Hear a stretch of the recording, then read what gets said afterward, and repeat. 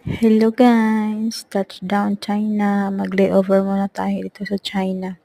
Kasi yung amo natin ng kuripot gusto ng mura lang na ticket. Kaya kung saan tayo napadpad. Ganyan mga amo nating mga kuripot na kahit responsibilidad naman nila na bigyan tayo ng ticket. Pero gusto ba talaga tayong paghirapan pa ng mas mahirap pa sa mga pinaggagawa nila. Kaya ayan, touchdown China.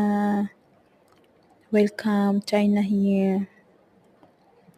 Ang ganda din pala ng lugar nila mga kaludi, pero parang siya, parang may baha yata sa ngayon sa kanila kasi ang daming tubig. Tapos nakita nyo ba? Green din pala. Parang may mga bundok-bundok din. Kung makikita nyo, ang dami-daming mga tubig. Siguro may baha din.